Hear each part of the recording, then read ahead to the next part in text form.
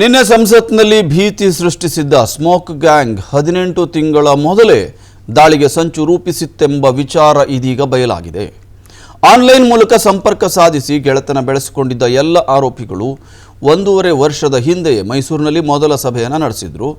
ರೈತರ ಸಮಸ್ಯೆ, ಹಣದುಬ್ಬರ ಹೆಚ್ಚಳದ ಕಾರಣಕ್ಕೆ ಕೇಂದ್ರ ಸರ್ಕಾರಕ್ಕೆ ಪಾಠ ಕಲಿಸೋದು ಈ ತಂಡದ ಮುಖ್ಯ ಉದ್ದೇಶ ಆಗಿತ್ತು ಎಂಬುದು ಪ್ರಾಥಮಿಕ ತನಿಖೆಯಲ್ಲಿ ದೃಢಪಟ್ಟಿದೆ. ಇನ್ನು ಆರೋಪಿಗಳಲ್ಲಿ ಒಬ್ಬನಾದ ಕನ್ನಡಿಗ ಮನೋರಂಜನ್ 3 ತಿಂಗಳ ಮೊದಲೇ ಸಂಸತ್ಗೆ ಭೇಟಿ ನೀಡಿ ಭದ್ರತೆಯ ಮಾಹಿತಿಯನ್ನು ಸಂಗ್ರಹಿಸಿದ್ದ ಎಂಬುದು ಈಗ ಗೊತ್ತಾಗಿದೆ. ಭದ್ರತಾ ಸಿಬ್ಬಂದಿ ಶೂಗಳನ್ನು ಚೆಕ್ ಮಾಡೋದಿಲ್ಲ ಎಂಬುದನ್ನು ಕೂಡ ಕಂಡುಕೊಂಡೆ ಸ್ಮೋಕ್ ಸ್ಪ್ರೇಯನ್ನು ಶೂನಲ್ಲಿ ಇಟ್ಟುಕೊಂಡು ಹೋಗಿದ್ದ ಅಂತ ಈಗ ಗೊತ್ತಾಗ್ತಾ ಇದೆ.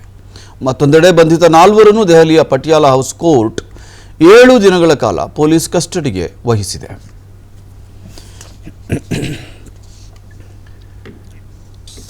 Organised criminals sir 100%. ನಾವು ನಿನ್ನೆನೇ ಹೇಳಿದ್ವಿ, ಇದು ಏಕಾಏಕಿ ಯಾರೋ ಒಬ್ಬರು ಇಬ್ಬರು ನಡೆಸಿರೋ ಘಟನೆ ಇದಲ್ಲ. ಯಾರೋ ಒಬ್ಬರು ಇಬ್ಬರು ಹೆಣದಂತಹ ಒಂದು ಕೃತ್ಯ ಇದಲ್ಲ ಅಂತ ನಾವು ನಿನ್ನೆ ಭವಿಷ್ಯ ನುಡಿದಿದ್ವಿ. ಯಾಕೆ ಅಂದರೆ ಒಂದು ಪ್ರಕರಣ ನಡೆದಾಗ ಅದರ ಮೋಡಸ್ ಆಪರೆಂಡಿ ಏನು ಅನ್ನೋದು ಮತ್ತು ಇದು ರಾಜಕೀಯ ಪ್ರೇರಿತವೇ ಅನ್ನೋದು ಸ್ಪಷ್ಟ ಆಗುತ್ತೆ ಅಂತಲೂ ನಾವು ಹೇಳಿದ್ವಿ. ರಾಜಕೀಯದ ಬೆಂಬಲ ಇಲ್ಲದೆ, ಅಧಿಕಾರಸ್ಥರ ಬೆಂಬಲ ಇಲ್ಲದೆ ನೋಡಿ, ಇನ್ನೂ ಒಂದು ಹೆಜ್ಜೆ ಮುಂದೆ ಹೋಗಿ ತನಿಖೆಯ ನಂತರ ನಿಮಗೆ ಗೊತ್ತಾಗತ್ತೆ ಕೆಳಹಂತದ ಅಥವಾ ಭದ್ರತಾ ವಿಭಾಗದಲ್ಲಿ ಕೆಲಸ ಮಾಡುವವರು ಇದರಲ್ಲಿ ಶಾಮೀಲಾಗಿರ್ತಾರೆ. ನಿಮಗೆ ಯಾವ ಅನುಮಾನವೂ ಬೇಡ ಅಂತ.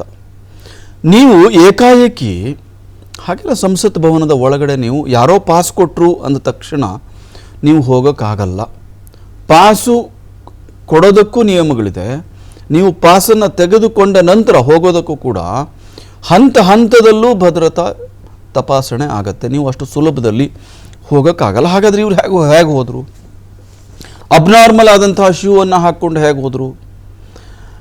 ಇವರು ಇಬ್ಬರು ಒಳಗಡೆ ಹೋಗಿದ್ದಾರೆ, ಇಬ್ಬರು ಆಚೆ ಇದ್ದಾರೆ, 4 ಒಳಗಡೆ ಹೋಗೋದಕ್ಕೆ ಪ್ರಯತ್ನವನ್ನು ಮಾಡಿದರು. 18 ತಿಂಗಳು ಹಿಂದೆ ಇವರು ಈ ಷಡ್ಯಂತ್ರವನ್ನು ಮಾಡಿದರು. ಮತ್ತು ನಿನ್ನೆಯ ದಿನ ಸಂಸತ್ತಿನ ಮೇಲಿನ ಜೈಷೆ ಮೊಹಮ್ಮದ್ ಉಗ್ರರ ದಾಳಿಗೆ 22 ವರ್ಷ ಭರ್ತಿಯಾದಂಥ ದಿನವೇ ಮಾಡಬೇಕು ಅಂತ ಅಂದರೆ ನಿನ್ನೆ ಹೇಳಿದ್ರು ಸರ್ವಾಧಿಕಾರದ ವಿರುದ್ಧ ನಾವು ಹೋರಾಟ ಮಾಡ್ತಾ ಇದ್ದೀವಿ ಅಂತ. ನಿಮ್ಮ ದೃಷ್ಟಿಯಲ್ಲಿ ಸರ್ವಾಧಿಕಾರ ಆದರೆ ಹಾಗಾದರೆ ಈ ದೇಶದ ಪ್ರಜಾತಂತ್ರ ವ್ಯವಸ್ಥೆಗೆ ನೀವೇನು ಹೇಳ್ತೀರಿ? ಒಂದಲ್ಲ 2ನೇ ಬಾರಿ ಒಬ್ಬ ವ್ಯಕ್ತಿ ಕೇಂದ್ರಿತವಾಗಿ ಒಂದು ಚುನಾವಣಾ ಫಲಿತಾಂಶ ಬರುತ್ತೆ ಅಂದರೆ ಈ ದೇಶದ ಬಹುಪಾಲು ಜನ ಅದನ್ನು ಒಪ್ಕೊಂಡಿದ್ದಾರೆ ಅಂತಲ್ವಾ? ನೀವು ಯಾರೋ ಒಂದಿಬ್ಬರು ಪಾರ್ಲಿಮೆಂಟ್ಗೆ ಒಳನುಗ್ಗಿ ಅದ್ಯಾವುದೋ ಗ್ಯಾಸನ್ನು ನೀವು ಲೀಕ್ ಮಾಡಿ ಅಲ್ಲೇನೋ ಗಲಾಟೆ ಮಾಡಿ ಇನ್ಯಾರಿಗೋ ಘೋಷಣೆ ಕೂಗಿ ಏನೋ ಮಾಡ್ತೀರಿ ಅಂದರೆ ಹಾಗಾದರೆ 100 ಕೋಟಿ ಜನರು ಕೊಟ್ಟಂಥ ತೀರ್ಮಾನಕ್ಕೆ ಯಾವ ಬೆಲೆ ಆಗಿದ್ರೆ? ಅವ್ರಿಗೆ ಬುದ್ಧಿ ಇಲ್ವಾ? ಅವರು ಏನು ಸುಮ್ಮನೆ ಕಣ್ಮುಚ್ಚಿಕೊಂಡು ಕಿವಿ ಮುಚ್ಚಿಕೊಂಡು ಈ ತೀರ್ಮಾನವನ್ನು ಕೊಟ್ರ? ಈ ಎಲ್ಲ ಪ್ರಶ್ನೆಗಳನ್ನ ನಾವು ಕೇಳ್ಕೊಳ್ಬೇಕಲ್ಲ. 18 ತಿಂಗಳುಗಳ ಹಿಂದೆ ಇವರು ಎಷ್ಟು ಬಾರಿ ದೆಹಲಿಗೆ, ಮೈಸೂರಿಗೆ, ಪಟಿಯಾಲಕ್ಕೆ, ಮತ್ತೊಂದು ಕಡೆ ಪಂಜಾಬ್ಗೆ, ಮಹಾರಾಷ್ಟ್ರಕ್ಕೆ ಓಡಾಡಿರ್ಲಿಕ್ಕಿಲ್ಲ. ಇವರು ಇದರ ಖರ್ಚು ವೆಚ್ಚಗಳನ್ನು, ಇವರೆಲ್ಲರೂ ಇನ್ನೂ ಉದ್ಯೋಗವನ್ನು ಬೇಡ್ತಾ ಇರುವಂಥ ವ್ಯಕ್ತಿಗಳು, ಇವರು ಖರ್ಚು ವೆಚ್ಚಗಳನ್ನು, ಇವರ ಪ್ರಯಾಣದ ವೆಚ್ಚಗಳನ್ನು ಯಾರು ಭರಿಸಿದರು? ಮತ್ತು ನೀವು ನೋಡಿ, ರೈತರ ವಿರುದ್ಧ ಪ್ರತಿಭಟನೆ ಅದರಲ್ಲಿ ಇವರು ಭಾಗವಹಿಸಿದ್ರು. ಸುಮಾರು ವರ್ಷಾನುಗಟ್ಟಲೆ ರೈತರ ಪ್ರತಿಭಟನೆ ದೆಹಲಿಯಲ್ಲಿ, ದೇಶದ ಬೇರೆ ಬೇರೆ ಭಾಗದಲ್ಲಿ ನಡೀತು. ಅದರ ಹಿಂದೆ ಯಾರಿದ್ರು ಗೊತ್ತಿದೆ. ಇವರು ಆನ್ಲೈನಲ್ಲಿ ಮೀಟ್ ಆಗ್ತಾ ಇದ್ರಂತೆ, ಫಿಸಿಕಲ್ ಮೀಟಿಂಗ್ ಕೂಡ ಮಾಡ್ತಾ ಇದ್ರು. ಮೈಸೂರಿಗೂ ಬಂದು ಹೋಗಿದ್ದಾರೆ. ಆ ಎಲ್ಲ ಮಾಹಿತಿಗಳು ಕೂಡ ಸಿಕ್ಕಿದೆ ಅಂತ. ಕೇಂದ್ರ ಸರ್ಕಾರಕ್ಕೆ ತಕ್ಕ ಪಾಠವನ್ನು ಕಲಿಸೋದು ಇವರ ಉದ್ದೇಶ ಆಗಿತ್ತಂತೆ. ಕನಿಷ್ಠ ಬೆಂಬಲ ಬೆಲೆ ಜಾರಿಗೆ ರೈತರ ಪ್ರತಿಭಟನೆಯಲ್ಲಿ ಇವರು ಭಾಗಿಯಾಗಿದ್ರಂತೆ. 4 ತಿಂಗಳ ಹಿಂದೆ ಲಕ್ನೋದಿಂದ ದೆಹಲಿಗೆ ಸಾಗರ್ ಅನ್ನೋನು ಆಗಮಿಸ್ತಾನೆ. 4-6 ತಿಂಗಳು ದೆಹಲಿಯಲ್ಲಿ ಇವರು ಹೇಗೆ ಉಳ್ಕೊಳ್ತಾರೆ? ಎಲ್ಲಿ ಉಳ್ಕೊಳ್ತಾರೆ? ನೀವು ಅವರ ಡ್ರೆಸ್ಸು, ಅವರ ಎಲ್ಲ ಓಡಾಟ ಚಲನವೆಲ್ಲ ಇದೆಲ್ಲ ಗಮನಿಸಿದರೆ ಅವರಿಗೆ ಉದ್ಯೋಗ ಇಲ್ಲ, ಅರ್ನಿಂಗ್ ಇಲ್ಲ. ಅವ್ರು ಹೇಗೆ ಹಾಗಾದರೆ ಇಷ್ಟೊಂದು ವ್ಯವಸ್ಥಿತವಾಗಿ ಬದುಕನ್ನು ಸಾಗಿಸ್ತಾ ಇದ್ದಾರೆ? ಜುಲೈನಲ್ಲಿ ಇವರು ಸಂಸತ್ ಭವನಕ್ಕೆ ಭೇಟಿ ಕೊಟ್ಟು ಪೂರ್ವ ಸಿದ್ಧತೆಯನ್ನು ಮಾಡಿಕೊಂಡಿದ್ದು. ಅದನ್ನು ನಾವು ಹೇಳಿದ್ವಿ, ಇದು ಏಕಾಏಕಿ ಒಂದೇ ಬಾರಿಗೆ ಹೋಗಿ ಮಾಡಿದ್ದಲ್ಲ, ಇವರು ರಿಹರ್ಸನ್ನೆಲ್ಲ ಮಾಡಿದ್ದಾರೆ ಅಂತ. ಆ ಊಹೆ ಕೂಡ ಈಗ ಸರಿ ಆಗ್ತಾ ಇದೆ.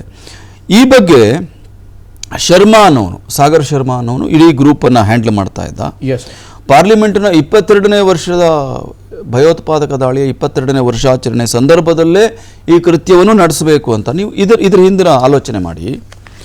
ಪಾರ್ಲಿಮೆಂಟ್ ಮೇಲೆ ನಡೆದಿದ್ದು ಭಯೋತ್ಪಾದಕ ದಾಳಿಯನ್ನು ಡೈಲ್ಯೂಟ್ ಮಾಡುವಂಥ, ಅದರ ತೀವ್ರತೆಯನ್ನು ಕಡಿಮೆ ಮಾಡುವ ಉದ್ದೇಶ ಇವರಿಗಿತ್ತ. ಹಾಗಾದರೆ ಓಕೆ, ಇಲ್ಲಿ ಭದ್ರತಾ ಲೋಪ ಇದೆ ಅನ್ನೋದನ್ನು ಪ್ರೂವ್ ಮಾಡುವ ಮೂಲಕ ಆ ಭಯೋತ್ಪಾದಕ ದಾಳಿಯನ್ನು ಏನಾದರೂ ಅಂಡರ್ಮೈನ್ ಮಾಡುವಂಥ, ಅದರ ಗಮನವನ್ನು ಬೇರೆಡೆ ಸೆಳೆಯುವಂಥ, ಅಥವಾ ಅದೇನೂ ಅಂತಹ ಮಹಾಪ್ರಮಾದ ಅಲ್ಲ, ಹಾಗಾದರೆ ಇದು ಪ್ರಮಾದ ಅಂತ ಹೇಳುವಂಥ ಸಮೀಕರಿಸುವಂಥ ಷಡ್ಯಂತ್ರ ಏನಾದರೂ ಇತ್ತು. ಹಾಗಾದರೆ ಇವರಿಗೂ ಅವರಿಗೂ ಏನು ಲಿಂಕು?